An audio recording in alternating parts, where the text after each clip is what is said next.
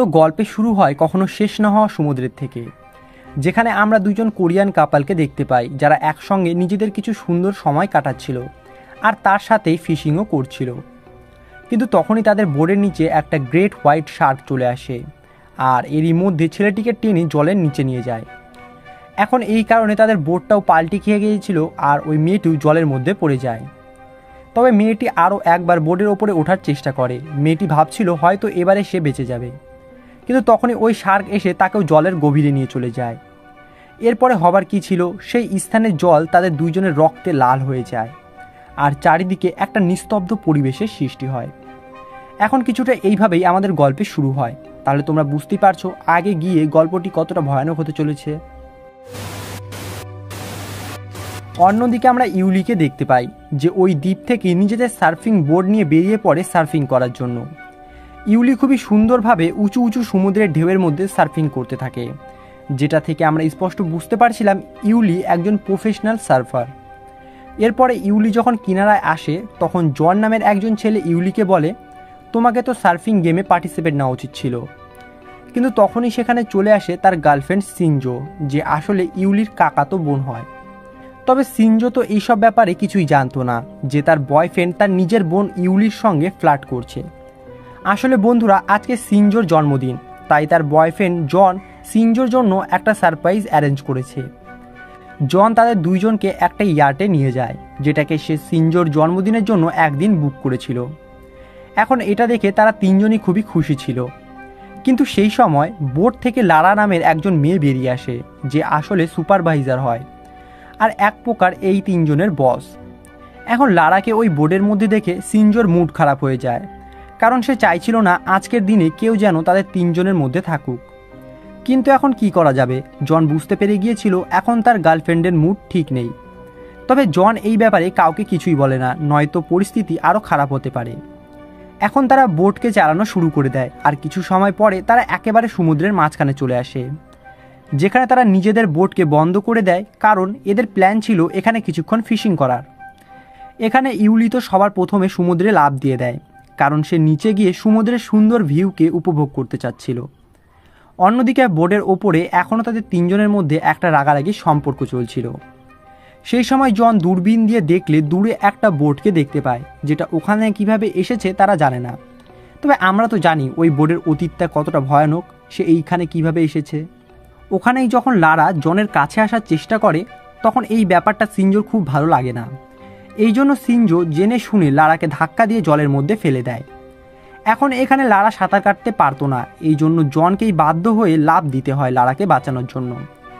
তবে এখানে জনের পিছনে পিছনে সিনজো সমুদ্রের মধ্যে লাফ দিয়ে দেয়, কারণ সে চাইছিল জন যেন তাকে বাঁচায় নাকি লারাকে।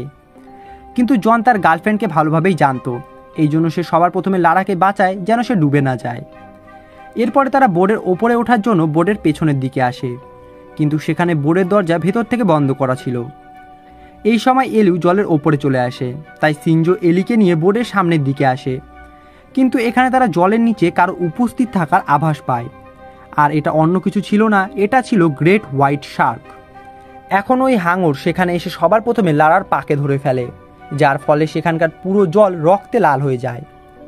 এই ঘটনা দেখে সবাই প্রচণ্ড বেশি ভয় পেয়ে যায় আর এইদিক ওইদিকে পালাতে থাকে।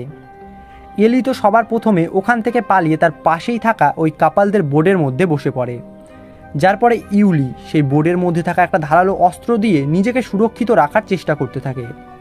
কিন্তু এখনও পর্যন্ত অন্য কারোর কোনো খোঁজখবর ছিল না। তবে সেই হাঙর এখনও পর্যন্ত ইউলির চারিপাশে ঘোরাফেরা করছিল, যার আওয়াজ ইউলি পরিষ্কার বুঝতে পারছিল। তখনই ইউলি দেখে সিনজো আর জন সেই বোর্ডের কাছে চলে আসছিল, তাই ইউলি তাড়াতাড়ি করে হাত বাড়িয়ে তাদের দুইজনকে বোর্ডের ওপরে ওঠায়। তবে এখানে সিনজোর পায়ের মধ্যে হাঙর কামড়ে দিয়েছিল, যার কারণে সেখান থেকে অনবরত রক্ত বেরোতে থাকে, আর এটা দেখে সিনজো অজ্ঞান হয়ে যায়।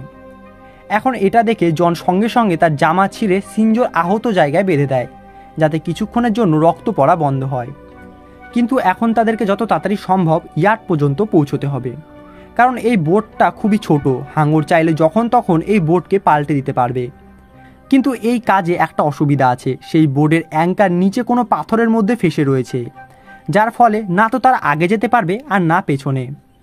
এই জন্য কাউকে নিচে যেতে হবে আর এই অ্যাঙ্কারকে পাথর থেকে সরাতে হবে, তারপরেই হয়তো তারা সামনের দিকে এগিয়ে যেতে পারবে।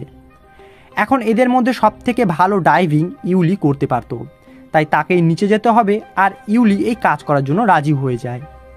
তবে এটা এত সহজ হবে না, কারণ সেই হাঙর তাদের অপেক্ষায় ফাঁদ পেতে আছে। আর এই হাঙর সিনজির রক্তের গন্ধ পেয়ে গেছে, মানে সে তাদের লোকেশন জানে। তবে তা সত্ত্বেও ইউলি নিচে নেমে পড়ে আর কিছুক্ষণ খোঁজার পরে সে ওই অ্যাঙ্কারকে পেয়ে যায়, যেটা পাথরের সাথে ফেসেছিল। যার পরে ইউলি অনেক কষ্ট করে ওই অ্যাঙ্কারকে পাথর থেকে আলাদা করে। তবে যখন ইউলি ওপরে আসতে নেয় তখন হাঙর আবারও তাদের দিকে এগিয়ে আসতে থাকে, কিন্তু ওপরে জন পুরোপুরি তৈরি ছিল। ওই সময়ই সিনজোর জ্ঞান ফিরে আসলে তারা দুইজন বোর্ডের মাঝখানে গিয়ে বসে পড়ে, আর জন তার হাতের মধ্যে ওই ধারালো অস্ত্রটিকে রেখে দেয়। অন্যদিকে নিচে ইউলি যেমন তেমন করে তার নিঃশ্বাসকে আটকে রাখে, যাতে ওই হাঙর তাকে দেখতে না পারে। আর সুযোগ পেতেই ইউলি সঙ্গে সঙ্গে ওপরে চলে আসে, যার পরে তারা নিজেদের হাত দিয়েই ওই বোটকে সামনের দিকে নিয়ে যেতে থাকে। তবে এই কাজটা এতটাও সহজ ছিল না, কারণ এটাতে অনেক এনার্জি লাগছিল। ওপর থেকে আবার তাদের মাথার ওপরেই সূর্য ছিল, যার ফলে তারা খুবই তাড়াতাড়ি হাঁপিয়ে পড়ছিল। তখনই জন এইসবের থেকে ফার্স্ট্রেট হয়ে নিজের মনের কথা বলে দেয়। জন সিনজির সামনে ইউলিকে বলে দেয়, এই সব কিছু তোমার জন্যই হচ্ছে, তুমি সিনজিকে এই আইডিয়াটা দিয়েছিলে, আর এই কারণে আমি জেনে শুনে লারাকে আমার সঙ্গে নিয়ে এসেছিলাম। আমার সঙ্গে লারার সম্পর্ক ছিল, আর আজকে আমি সিনজির সঙ্গে ব্রেকআপ করতে চেয়েছিলাম। এখন এই সমস্ত কথা শুনে ইউলি অনেক রেগে যায় আর জনকে তার উচিত সম্মান দেয়। কিন্তু সেই সময় ওই হাঙর আবারও অ্যাক্টিভ হয়ে যায় আর তাদের বোর্ডের চারিপাশে ঘুরতে থাকে। কিছুক্ষণ পরে ওই হাঙর একটা উঁচু লাফ দেয়, যার ফলে তাদের বোট পাল্টি খেতে খেতে বেঁচে যায়। এখন এখানে জনের মাথা খারাপ হয়ে গিয়েছিল। সে সবাইকে বলে, এখন আমাদেরকে সাঁতার কেটে ইয়ার্ড পর্যন্ত পৌঁছতে হবে। তবে সিনজি বলে, তোমার কি মাথা খারাপ হয়ে গিয়েছে? আমরা যদি জলের মধ্যে নামি তাহলে ওই হাঙর আমাদেরকে জীবিত অবস্থায় খেয়ে ফেলবে। তবে এখানে জন কারোর কথা শোনে না, আর সে উল্টে সিনজিকেই ধাক্কা দিয়ে জলের মধ্যে ফেলে দেয়, যার পরে সে নিজে ওই অ্যাঙ্কারকে নিয়ে ইয়ার্ড পর্যন্ত যাবার চেষ্টা করতে থাকে।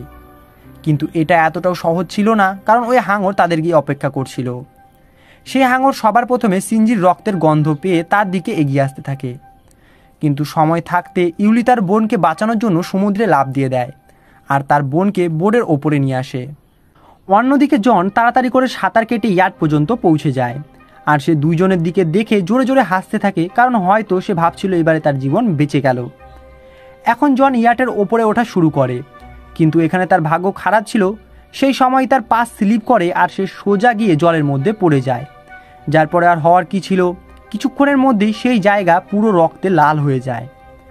এখন শিনজো এই সমস্ত কিছু দেখছিল, আর সে বিশ্বাসই করতে পারছিল না তার জন্মদিনে সে এরকম একটা সারপ্রাইজ পাবে। কারণ কিছুক্ষণ আগে সবাই খুবই খুশি ছিল আর একটা মুহূর্ত বড় খুশিতে কাটাচ্ছিল, কিন্তু কিছুক্ষণের মধ্যেই তাদের সাথে এরকম বড় একটা দুর্ঘটনা ঘটে গেল। তবে ইউলি এই ঘটনায় খুবই খুশি ছিল, কারণ সে প্রথম থেকেই জনের ওপর সন্দেহ করত, আর জনকে সে ভালো মানুষ কখনোই ভাবত না। আর আজকে জন সেটাকে স্বীকারও করল। আর এখন এখানে 4 জন লোকের মধ্যে তারা শুধু 2 জনই বেঁচে আছে। তবে এইবারে তাদের আগেকার রাস্তা আরও ভয়ানক হতে চলেছে, কারণ সূর্যের তাপ সোজাসুজি তাদের ওপরেই পড়ছিল। আর এছাড়াও তারা প্রায় অনেকক্ষণ ধরে কোনো রকমের খাবার অথবা জল পান করেনি, যার ফলে তাদের 2 জন ডিহাইড্রেট হয়ে যায় আর সেখানেই অজ্ঞান হয়ে যায়। এরপরে যখন তাদের 2 জনের জ্ঞান ফেরে তখন তারা দেখে চারিদিকে রাত হয়ে গিয়েছিল, আর এরকম পরিস্থিতিতে সমুদ্র আরও ভয়ানক। যার পরে ইউলি সিনজোকে বলে, আমাদেরকে যে করেই হোক না কেন বয় পর্যন্ত পৌঁছতেই হবে, যেটা তাদের থেকে কিছু দূরেই ছিল। আর এখানে তোমাদেরকে বলে দেই, বয় আসলে সমুদ্রে লাগানো একটা কমিউনিকেশন যন্ত্র হয়, যেটা সমুদ্রে কিছু দূর দূর পর্যন্ত লাগানো থাকে। কিন্তু সেখানে পৌঁছতে হলে তাদেরকে সাঁতার কেটে যেতে হবে, কারণ বোর্ডের মধ্যে এখন ফুটো হয়ে গিয়েছিল। এরপরে তারা 2 জন সমুদ্রের মধ্যে নেমে পড়ে, কিন্তু তখনই ওই হাঙর তাদের দিকে এগিয়ে আসতে থাকে। হয়তো সেই হাঙর এটা সিদ্ধান্ত নিয়েছিল যে আজকে এখান থেকে সে কাউকে জীবিত অবস্থায় ফিরে যেতে দেবে না। তবে এখানে ইউলি সেই ধারালো অস্ত্র দিয়ে হাঙরের ওপরে আঘাত করে আর তাকে আহত করে দেয়। কিন্তু ওই হিংস্র হাঙরকে এত ছোট একটা আঘাত দিয়ে কখনো আটকে রাখা যেত না, যার ফলে ওই হাঙর আরও বেশি রেগে যায় আর এবারে সে তাদের বোটকে পাল্টে দিয়েছিল। আর তাই তাদের এখন সাঁতার কেটে ওই বয় পর্যন্ত পৌঁছানো ছাড়া অন্য কোনো রাস্তা বেঁচে ছিল না। তবে তাদের এটা ভুললে চলবে না, এখন তারা সমুদ্রের মধ্যে আছে, যেটা আসলে ওই ভয়ানক হাঙরের বাসস্থান। তাই তাদেরকে যত তাড়াতাড়ি সম্ভব বয় পর্যন্ত পৌঁছতে হবে। এখানে ইউলি তো তাড়াতাড়ি বয় পর্যন্ত পৌঁছে যায়, কিন্তু যেহেতু সিনজোর পায়ের মধ্যে আঘাত লেগেছিল তাই সে তাড়াতাড়ি বইয়ের মধ্যে উঠতে পারে না। আর তার আহত জায়গা থেকে রক্তও বেরোচ্ছিল, যার গন্ধ ওই ভয়ানক হাঙর পেয়ে যায় আর তার পুরো শক্তি দিয়ে সিনজোর দিকে এগিয়ে আসতে থাকে। এখানে ইউলি তার জীবন দিয়ে চেষ্টা করে সে যেন তার বোন সিনজোকে টেনে ওপরে তুলতে পারে।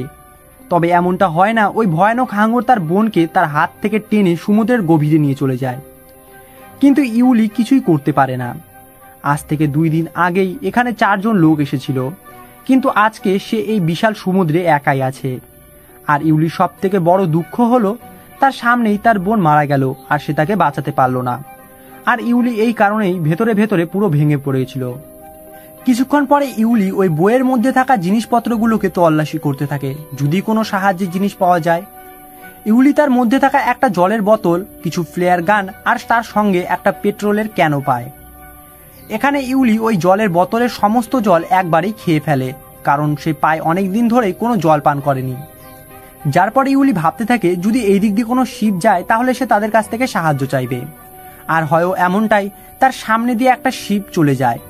কিন্তু যতক্ষণে সে ঘুম থেকে উঠতো আর ওই ফ্লেয়ার গানকে চালাতো, সেই শিপ সেখান থেকে অনেক দূরে চলে গিয়েছিল।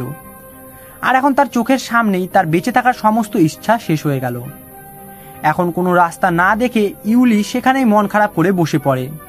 তবে সেই ফ্লেয়ার গানের আলোর কারণে হাঙর তার দিকে অ্যাট্রাক্ট হচ্ছিল, যার পরে ওই হাঙর তার ওপরে অনবরত হামলা করার চেষ্টা করতে থাকে। কিন্তু তখনই ইউলি জলের মধ্যে ওই ধারালো অস্ত্রটিকে ভেসে থাকতে দেখে, যেটা ইউলির সঙ্গে সঙ্গে উঠিয়ে নেয় আর সেও ওই হাঙরের ওপরে হামলা করার চেষ্টা করতে থাকে। কিন্তু তখনই হাঙর বয়ের ওপর দিয়ে একটা লাফ দেয়, আর এখানে আমরা প্রথম ওই বিশাল আকারের হাঙরকে দেখতে পাই। এখন এই ভয়ানক দৃশ্য যখন ইউলি দেখে সে ভয়ে কান্না করতে থাকে। কিন্তু তখনই ওই হাঙর সমুদ্রের মধ্যে থেকে বের হয়ে ওই বয়কে ভেঙে 2 টুকরো করে দেয়, যার পরে আর হবার কি ছিল, ইউলি জলের মধ্যে পড়ে যায়। আর এখন হাঙরের রাস্তা পরিষ্কার হয়ে গেল। এখন সেই হাঙর খুব সহজেই তাকে মারতে পারত, তবে ইউলি এত সহজেই হার মানার পাত্র ছিল না। তাই সে আবারও জলের ওপরে আসে আর দেখে কিছু দূরেই জলের ওপরে একটা পাথর বেরিয়ে আছে। এই জন্য ইউলি সেই পাথর পর্যন্ত পৌঁছানোর জন্য সেই দিকে সুইমিং করতে থাকে। তবে সেই হাঙরও তার পেছনেই ছিল। কিন্তু সঠিক সময়ে ইউলি পাথরের ওপরে উঠে পড়ে, নয়তো সেই ভয়ানক হাঙর তার পুরো মুখ খুলে নিয়েছিল ইউলিকে খাবার জন্য। এর কিছুক্ষণ পরে সকাল হয় আর ইউলি সেখানে ওই পেট্রোল ক্যানকে পড়ে থাকতে দেখে। এখন এটা দেখে ইউলির মাথায় একটা বুদ্ধি আসে, কেননা সে যদি এই পেট্রোলের ব্যবহার করে ওই হাঙরকে জ্বালিয়ে দেয়, মানে মেরে ফেলে। তবে এই কাজ করার জন্য ইউলিকে ওই হাঙরকে তার কাছে নিয়ে আসতে হতো, আর এখন ওই হাঙর তার আশেপাশেই ঘোরাফেরা করছিল। অন্যদিকে অনেকদিন হয়ে গিয়েছিল ইউলি কোনো কিছু খাবার দাবার করেনি। এই জন্য ইউলি পাথরের মধ্যেই লেগে থাকা পোকামাকড়কে খেতে থাকে, যদি সেটা খেয়ে একটু শক্তি বাড়ানো যায়। তখন ইউলি লক্ষ্য করে সেই হাঙর এখন তার থেকে অনেকটাই দূরে আছে। এই জন্য সে সঙ্গে সঙ্গে জলের মধ্যে নেমে পড়ে আর ওই পেট্রোল ক্যানকে তার কাছে নিয়ে আসে। কিন্তু তখনই সেখানে আবার ওই হাঙর চলে আসে, আর সেই হাঙর অনেক চালাক ছিল। সে ইউলির ওপর সামনে থেকে হামলা করার বদলে পেছন থেকে গিয়ে হামলা করে, যার কারণে ইউলি ভয় পেয়ে জলে পড়ে যায় আর তার হাত থেকে পেট্রোল ক্যানটাও ছুটে যায়।